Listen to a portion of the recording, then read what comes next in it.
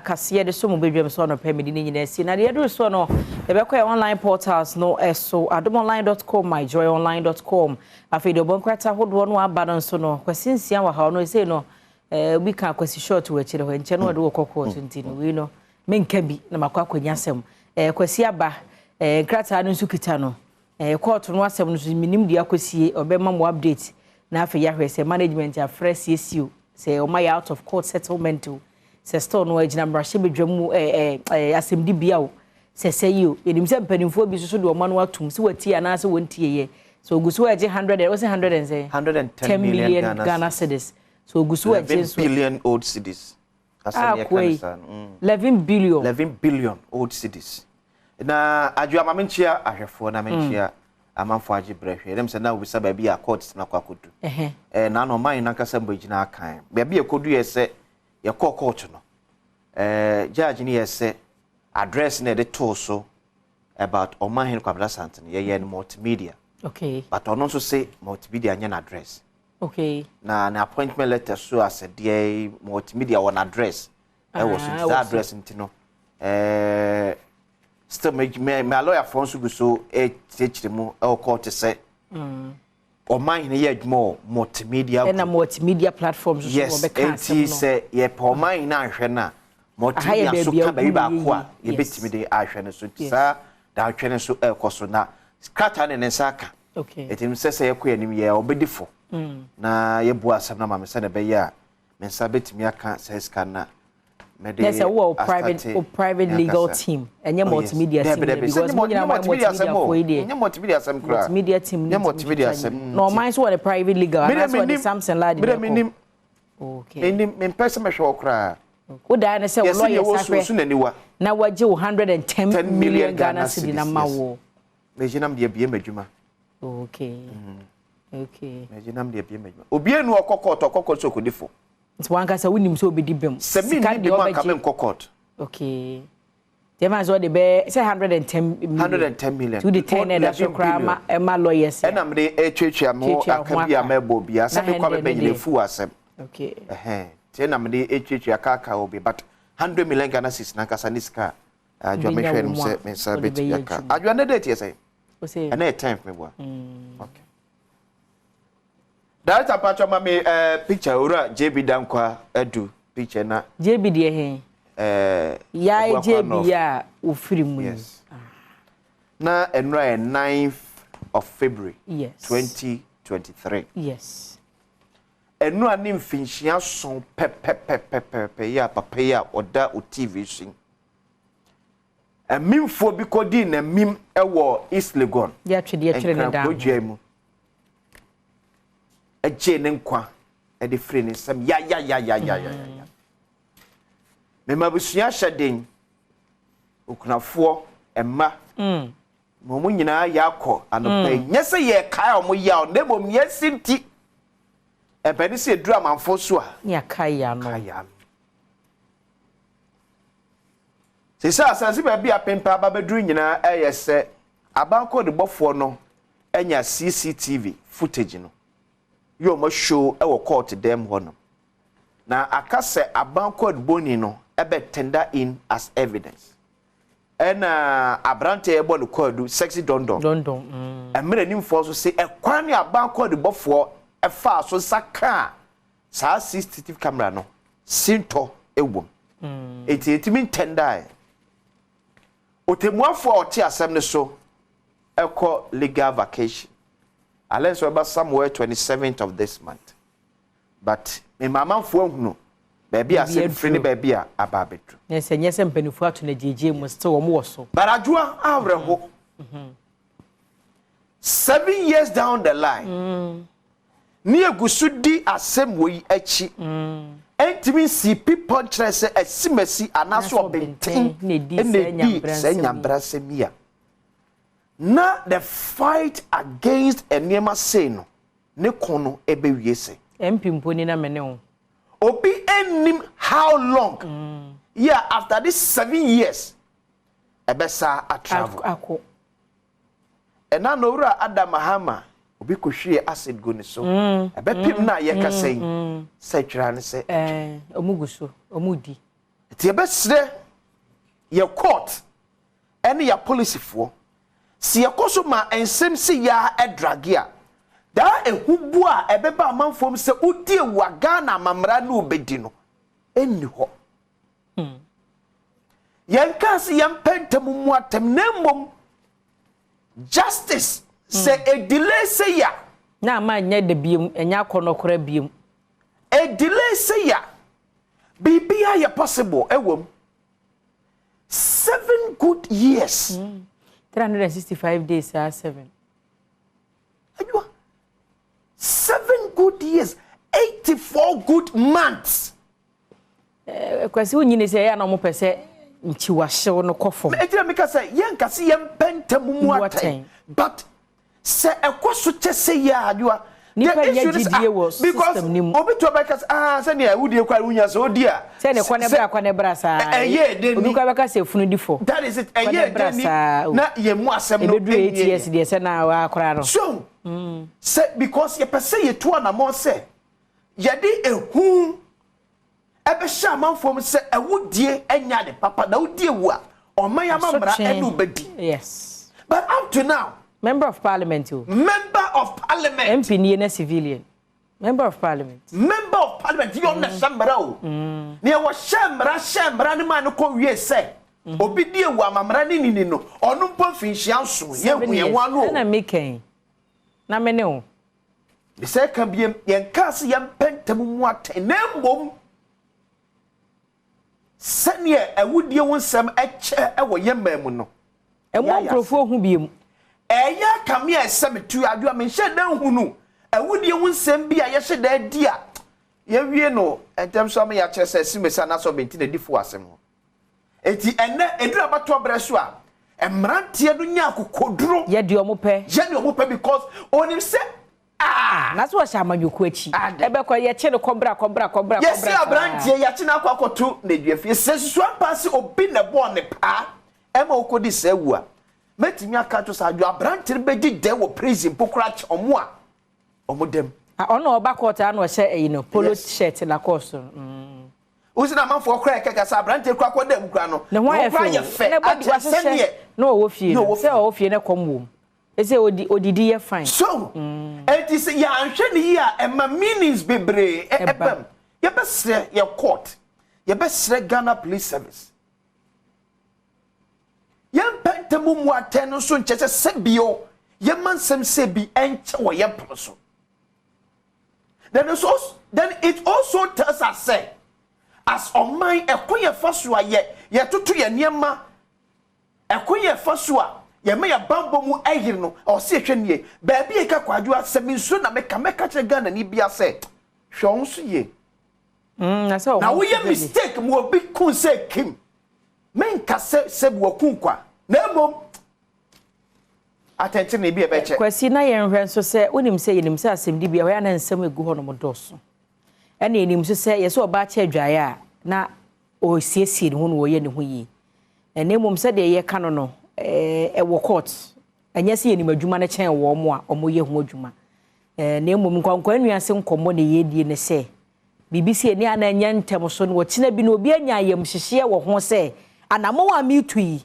medi agora cha ya afimfie mienu ye beso me pachi e ba sa enipa no e manenya suro bi sa sabi mpraduasa kokodo fon no odi bedi ewu no kora no e beti akọ na ere meka no MP mpo ni 7 years na me ne wo civilian but ye ji omudi sa atentere na e bekoso na de sabi sa opanyini wa jabusua wa chire ka bi kura ba na ka na yira sa utu aka ho mama obeya da ni kunafo amono ebo ni papa wo su so no so 5 years down the lane ne ba ye hunu hwe so no mpo de betima ka senka ya accident yes na wo driving na ekohwe bibi mu na knana nan Adam Mahama obi ahwie accident gune so ye hunu hwe Ghana Port and Harbour Authority Jumani Okofie yakokuno ye hunu so se etoatoa so say ya penifo we ahwe nie enya sa na ye mana kwakoye bibia but nyame koso fa ne kra ensie ne ma oba ekurafo so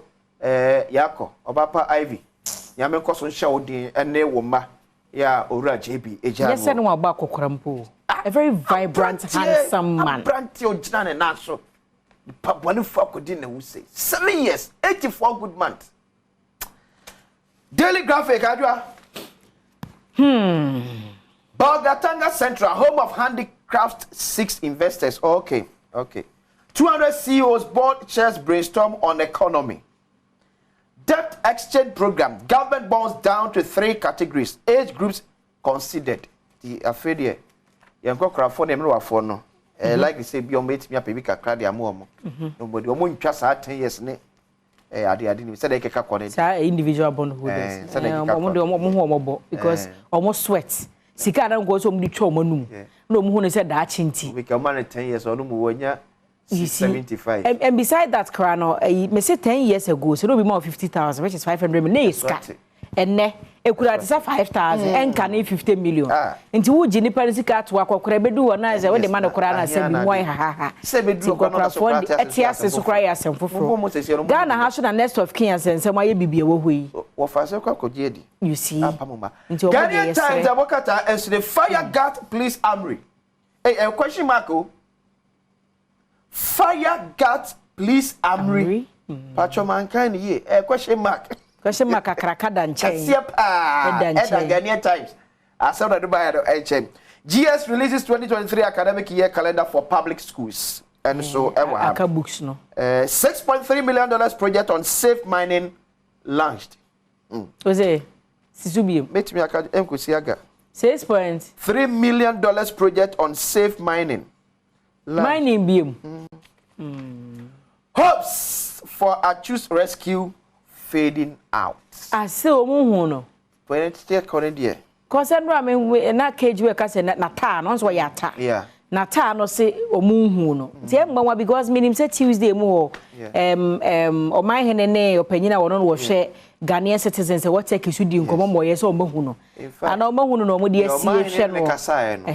Ono so na bo ambassador no what take amane say yehunu. Achu.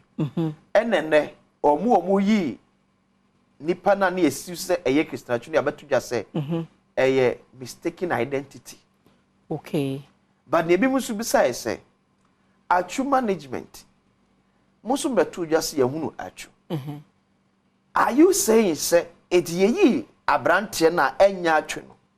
Management amuni Achu ananti all this while. Mu ehu se we nye yenua Achu. Na mekwa me ne wona njenje mekata me nem hu nsanso a mehu se kwesi na say I not you abana ejina we. Anana nipa kura firim because we firim mu ana bekasa wontumi nkasa but omu ino wa no de kasa. Yenkoso mo mpae mo technique. Allen say so mo won number over 20,000. Yeah, asa de nra na ye o ka tu ni bo ma over 16,000. Nti besi na de. 20,000 ne nemu. Yes, so mo eko nyamenka mo na on sure mo the Ghanaian Times here enso na delegate enso ni Parliament ratifies Niamey Convention. You can't do me foco. Okujeto Abla Quater's judges. NDC goon storm court as warmonger remanded. I have no chair in Parliament. Haruna Idrisu. AG bemoans Auditor General's premature publication. Haruna, former minority leader. Still Onyenya Akonya. Osi no ura ma hye film wonum no. Omo de Honorable Collins Dauda Akonya ne man so onkotena so. Eno so ono sebi yetete no. Uyi bibia to nchen a Collins Dauda o chen mfie mu. Ene ba ma hye film so Collins Dauda so ba ho ansa no no Haruna Idusu eba. It won't me kotena penisa Akonya so. Enti eno despite say minority seat no eso anyema no. Wantena minority side eno kotena majority Honorable Joseph Osewusu Joe Wise Akonya so okay. But na minority side Akonya no on eda ho na ebida ho. Okay. But I see the fact say Collins Dauda Akonya na dia ma nti no on na so no jai minority no ho eno kotena majority Honorable Joseph Osewusu Joe Wise Akonya so. Yo Yanko online portal. Where yeah, adomonline.com. Or say I have friends who divorced because of movie career. Majid Michel, or somebody I personally admire from afar. Sadly, the courage. Yes, sir. Of late, and I'm sure I said it behind the scenes. ebeba because na ehadwen o yere kura ntiase be honest ehadwen so be hu se wubutu oba so fina no nyama bi na ehadwen in fact onse onom kura ntiase yes ano fe na allen say no kura ende ya na no kura na say mo hye ntoma mu ye nyama bi a awafo ya bra wo yiri wo fia na wo kunu wo fie no e raise eyebrows nti na ma wade kura ye bibi ho nti Majid Michelle enra wo ba ha nti ko batwetwe ye bi eno no West Hills Mall death security analyst propose independent forensic autopsy on say almost say autopsy report na ba post for the abase o mene bibi na choki ni minimu say cannabis ayowi na choga na kunu na ye ni perpetual di nko wo se na abro no ni moja na e wo ne ho na enye ne kunu nti mpanifo che se be ya nko mo mpe ekuo bi a no enhye post ase eno enhye busua no ase ogina se kwanten kro na wonye sa enhwehwemu na mo Jay-Z, Nicki Minaj rank best rappers of all time. In fact, they deserve it. We yedi mun koma swami NDC youth organizer remanded abrante tente gram onwa ni video ba bonteno be mena wono e say okokopiem wo court no ma say court ahye say won kwatwira aban kukum tomatu asem no ahye de na enra de jaja wo ko yitwi ko gina ho no na nyagro but like I'm saying na ne lawyer Cassandra e wo ye news so no wo che say Kofa making such comments Kofa can some year worse than this and they were not prosecuted omafo mo ho adi obi aye nra obi aye neka ho bi ba de yenko ne yenko hwesa ensem no de tu dwan if indeed so obi akasa na ya anjaji ntie na obi ka yemfa ne tra na yenhwe se de lawyer e de ensem no etu dwan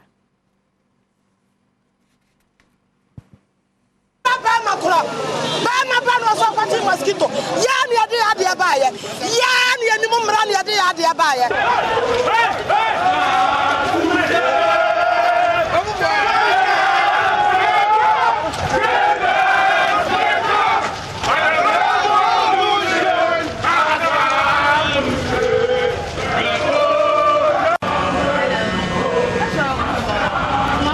sa wo hwe court yanim a aye bejebeje ya eye party ma ebetai Razak echi ekoba ne se court no ungrante Razak bail no ema party ma no ebuafu ye pa bambofo eba ha no mo edoso ye wo mo ahwesa asomdwe mapa betimi adadi ewa ha nanso party ma no de enya de ombo dwokra emranim ni edema Razak eye lawyer Ivan Samankwa wo de to court nanim se enam se Razak nankasa na de ne ho ekoma bambofo enti abiri bi akoto ne ebehia no wo beba nanso otemuafo no ote adwamu Justice Fred Obichre enya de ogitum emra sem no eba na wiye no lawyer Evans Amankwa editu dwa say na ya sorry agina o me ne lawyer say eba say well so mu kwako e bibi kura na o deserve say eba man bail because you will not interfere in any way in the investigations or transcribing of the video the court to man bail after court in his decision court refused to bail because of national security issues which in my humble opinion many court on any argument but as a lawyer bail a discretionary order so it's a court to say all money bail I ain't to be channel but the person actually say acquire yeah first so I am under some organ and the IGP also sounds because the omoya no to be push you obia ya kasa boade obia ntimi kan hye ya make bia makosi say obia ni wo be pesa Ghana oye na besi Ghana hadabi ya wan Ghana eno na yina ye wo obia ni wo be pesa de no na mom say obi say obeka kasa bo hye de etumi ya djuma Kasaboa no obi antumi nka nhye woyam lawyer na eka no obi antumi nka omo kasaboa nhye omoyam adwa nanso ne emeka ya ho obi a woti a oyemra sem bebrebe kasa contempt of court but I can tell you for a fact say abranti ye beyi no ama asem no ewu kra sir we have a challenge in the country okay we are failing to address it and a day will come e bebua bebo ye nyina and the challenge in the day ye true pen so be say on mine we can't draw the line say enough is enough yemfa amanyo se monto nchan na de hia na yenye de ensoso so biem ye ntwa so got to a point in your mind chikire say ye ntimi kase ba bia ye dri de semene ye de ye men ebre bia twam wo mema no akwakoda na ma draw line say enough is enough for the sake of our country. Oh, ne lawyer no bobos enu ana Kofi Adam so te Badwam so emma the same chronology more scenarios the SEC so yeah we need to get to a point to make catch and we say yes no crazy me see but for the sake of your men to me dem who to say your family dear ensanya se e be nsi because near ekosu ene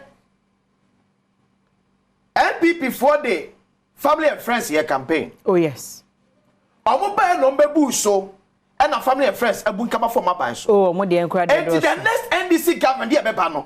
Ono so and the family and friends ba be adwuma. Yes. Thinking that say it's a normal. Ye pese ye twaso no entwaso. Say normal. And NDC for say MPP for bia kansem bi atwa mu a ya nya hwe. It is NDC power. They also start chasing MPP for there is no big deal about it. Sana wo mu hu ni sa amarefo. And teenager, way ehiampa. Okay. Compete with the slay queens when it comes to appearance, pastor tells wives. Nti yere no mo no. Eze say ma hu siesie. Ene ya na omo mayire mu no so ska kese. Said omo de slay queens. In fact, omo ko trip na, omo fa omo yire mu ni omo chi. We can do na mo kwa dan na atimpoku ne. Akosombo no a ya mo fa mo yire mo nko. No mo ndrese kama enimochi why wa wonnum enum fe no nko yire kwasete mfansan ebuhia ye di si kwasinsia bai na me so anoche wa ba me so me dia ba we can see it was ne pensem ba wa fisembe wa san so sister Sandy be a guy and so ebeba ye ba sisia